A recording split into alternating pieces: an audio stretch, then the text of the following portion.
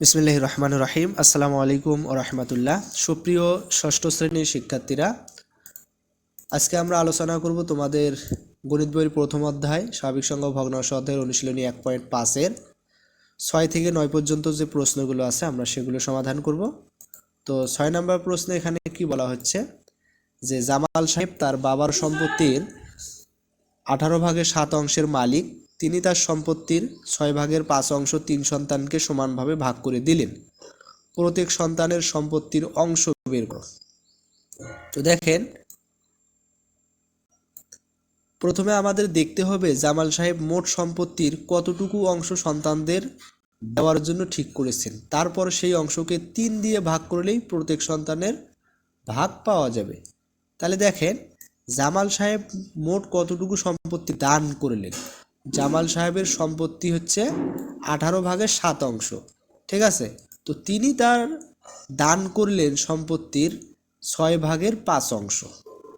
তাহলে 6 ভাগের 5 অংশ দান করছে, অর্থাৎ দান করা সম্পত্তির পরিমাণ হচ্ছে 18 ভাগের 7-এর 6 ভাগের 5 অংশ। তো আমরা জানি এর পরিবর্তে গুণন হয়। এরপরে আমরা গুণন চিহ্নকে এর পরিবর্তে গুণন চিহ্ন দিয়ে আমরা হচ্ছে লব লব গুণ করতে পারি, হর হর গুণ করতে পারি। তো এর পরিবর্তে গুণন চিহ্ন দিয়ে সাথে সাথে আমরা লব লব গুণ করেছি। লব হচ্ছে 7 আর 5, আর হর হচ্ছে 18 ভাগ 36। তো আমরা যদি এখন লব লব গুণ করি তাহলে হবে 35, হর হর গুণ করলে হয় 108, অর্থাৎ 108 অংশের 35 অংশ। এখন প্রত্যেক সন্তান কতটুকু করে পাবে। তিনি এই 108 ভাগের 35 অংশ 3 জন সন্তানকে সমানভাবে ভাগ করে দিলেন। তাহলে এখন প্রত্যেক সন্তান পাবে, আমরা যদি এই মোট অংশটাকে 3 দিয়ে ভাগ করি, এই 3 দ্বারা ভাগ করেছি, ঠিক আছে। তাহলে ভাগের নিয়ম অনুযায়ী ভাগ চিহ্ন গুণ হয়ে উল্টে যাবে, তাহলে সেটা হয়ে যাবে, অর্থাৎ 3টা যেহেতু লবে আছে সেটা হয়ে যাবে হর, আর হরে 1 আছে, কিছু নাই মানে 1, সেটা হয়ে যাবে লব। তো এখানে সেটাই কিন্তু হয়েছে, ঠিক আছে। তো এখন আমরা আসলে কি জানি, তো এখান থেকে আমরা যদি হচ্ছে একটু আচ্ছা দেখেন, তাহলে এক্ষেত্রে আমাদের লব হচ্ছে কে কে।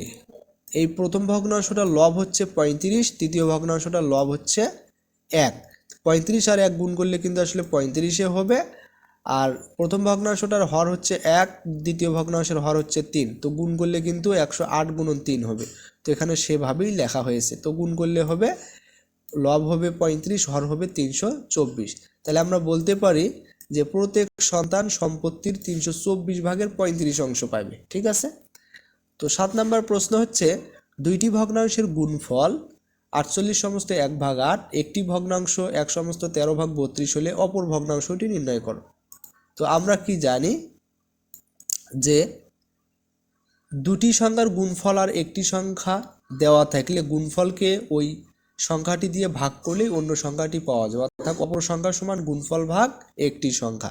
তাহলে আমরা দেওয়া আছে এখানে গুণফল হচ্ছে আমাদের এটা, তো এটাকে যদি আমরা হচ্ছে কি করি, অপরকৃত ভগ্নাংশে রূপান্তর করি, তাহলে পূর্ণ সংখ্যা 48, তার সাথে হর হচ্ছে গুণ হবে, পূর্ণ সংখ্যা গুণন হর, হর হচ্ছে 8, তার সাথে আবার লব যোগ হওয়ার পর হর যেটা আছে সেটাই হবে। তো এখানে সেভাবে গুণ করা হয়েছে।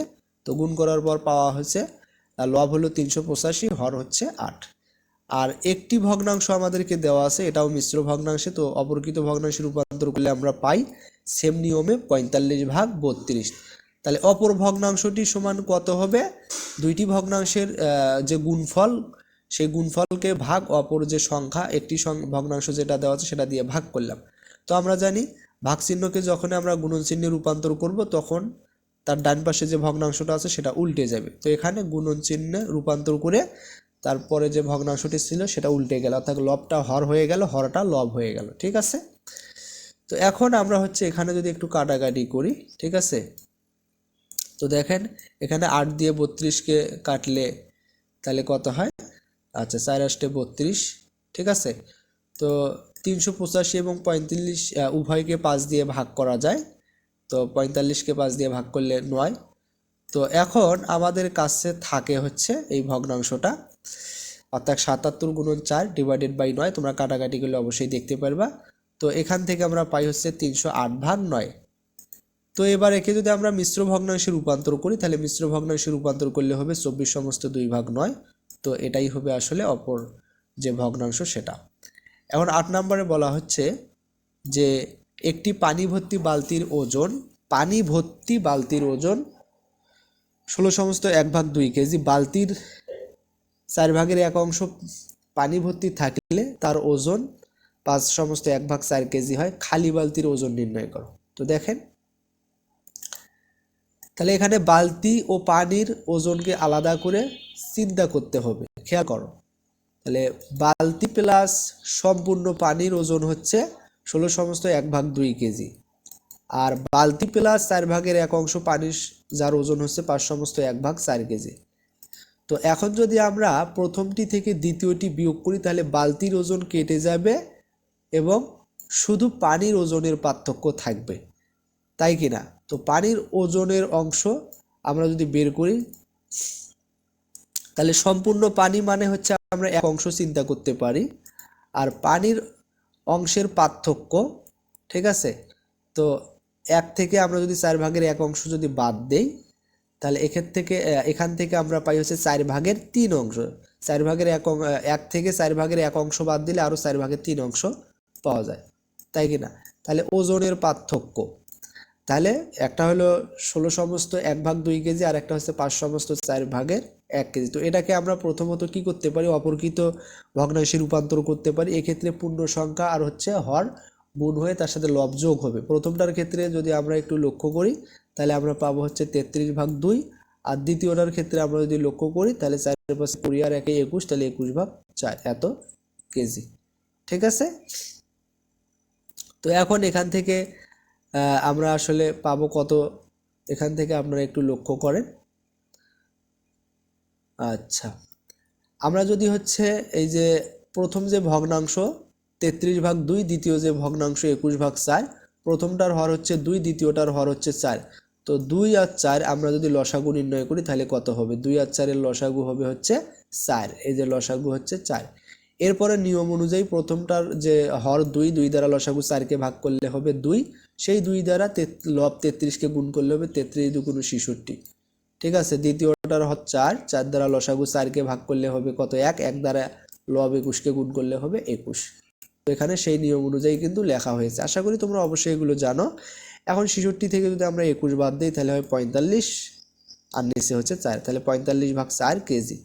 তাহলে এখান থেকে আসলে আমরা কি পাইলাম? বালতির পানির 4 ভাগের 3 অংশের ওজন হচ্ছে 45 ভাগ 4 কেজি। তাহলে সম্পূর্ণ পানির ওজন বা 1 অংশের ওজন কত হবে? 45 ভাগ 4 ভাগ 3 ভাগ 4 কেজি। তাহলে এখান থেকে আমরা যদি এখন ভাগ চিহ্নটাকে গুণন চিহ্নে রূপান্তর করি, সেক্ষেত্রে কি হবে? আমাদের হচ্ছে ভগ্নাংশটা উল্টে যাবে। তো এক্ষেত্রে হবে 4 ভাগ 3। তো এখন আমরা যদি লব লব গুণ হয়, হর হর গুণ হয়, এক্ষেত্রে কাটাকাটি করলে আমরা পাই হচ্ছে 15 কেজি, ঠিক আছে। এখন আমরা যদি হচ্ছে খালি বালতির ওজন বের করি, তো আমরা কি জানি? আমরা জানি বালতি প্লাস সম্পূর্ণ পানি হচ্ছে 16 সমস্ত 1 ভাগ 2 কেজি। তাহলে খালি বালতির ওজন কত হবে? এখান থেকে যদি 15 কেজি বাদ দেই, তাহলে খালি বালতির ওজন হবে, এখান থেকে আমরা পাবো হচ্ছে 1.5 কেজি, বা এটাকে লেখা যায় 1 সমস্ত 1 ভাগ 2 কেজি, ঠিক আছে। তাহলে এখান থেকে আমরা খালি বালতির ওজন পাইলাম হচ্ছে 1 সমস্ত 1 ভাগ 2 কেজি। এরপরে যে 9 নম্বর প্রশ্ন, সেই 9 নম্বর প্রশ্নে কি বলা হচ্ছে? দেখাও যে 5 সমস্ত 1 ভাগ 4 ও 2 সমস্ত 1 ভাগ 8 এর গুণফল এদের গসাগু ও লসাগু এর গুণফলের সমান। তাহলে আমরা কি করব? এখানে আমাদের 3টি কাজ করতে হবে। প্রথমে সংখ্যা দুটির গুণফল বের করব, তারপর গসাগু ও লসাগু বের করব, এবং সর্বশেষে দেখাবো যে তারা সমান। তাহলে দেওয়া আছে সংখ্যা দুটি হচ্ছে এই সংখ্যাদ্বয়। তো আমরা এই দুটাকে প্রথমত হচ্ছে অপরকৃত ভগ্নাংশে রূপান্তর করলাম। তাহলে 5 সমস্ত 1 ভাগ 4কে যদি অপরকৃত ভগ্নাংশে রূপান্তর করি, তাহলে পূর্ণ সংখ্যা 5 হর 4 গুণ করে লব 1 যোগ করলে পাই হচ্ছে 21, আর হর হচ্ছে 4। সেমভাবে দ্বিতীয়টার ক্ষেত্রে 17 ভাগ 8 পাবো। তাহলে সংখ্যা দুটির গুণফল কত হবে? এই সংখ্যা দ্বয় যদি আমরা এখন গুণ করি, তাহলে লব লব গুণ হর হর গুণ করলে আমরা পাবো 357 ভাগ 32। এরপরে হচ্ছে লসাগু ও গসাগু আমরা বের করব। তো আমরা জানি ভগ্নাংশের গসাগু সমান লবগুলোর গসাগু ডিভাইডেড বাই হরগুলোর লসাগু। তাহলে লব হচ্ছে 21 আর 17, যাদের গসাগু হচ্ছে 1, হর হচ্ছে 4 ও 8, যাদের লসাগু হচ্ছে 8। তাহলে সুতরাং আমরা গসাগু পাইলাম হচ্ছে 1/8। আবার ভগ্নাংশের লসাগু সমান লবগুলোর লসাগু ডিভাইডেড বাই হরগুলোর গসাগু। তাহলে লব হচ্ছে 21 ও 17, যাদের লসাগু হচ্ছে 357, আর হর হচ্ছে 4 ও 8, যাদের গসাগু হচ্ছে 4। সুতরাং লসাগু হবে 357/4। তো এখন কাজ হচ্ছে গসাগু ও লসাগু এর গুণফল। তাহলে গসাগু ও লসাগু আমরা যদি গুণ করি, লব লব গুণ হর হর গুণ করি, তাহলে পাবো হচ্ছে 357/32। তো এক্ষেত্রে কি দেখা যাচ্ছে? দেখা যাচ্ছে সংখ্যা দুটির গুণফল আমাদের 357/32 এবং গসাগু ও লসাগু এর গুণফলও 357/32 পরস্পর সমান। তার মানে আমরা বলতেই পারি গুণফল সমান গসাগু গুণন লসাগু দেখানো হলো। তো আশা করি তোমরা অবশ্যই বুঝতে পেরেছো। কোথাও যদি কোনো সমস্যা হয় অবশ্যই আমাদেরকে কমেন্টে জানাইতে পারো। তো পরবর্তী ভিডিওর আমন্ত্রণ জানিয়ে এখানেই শেষ করেছি। সবাইকে ধন্যবাদ। আসসালামু আলাইকুম ওয়া রাহমাতুল্লাহ।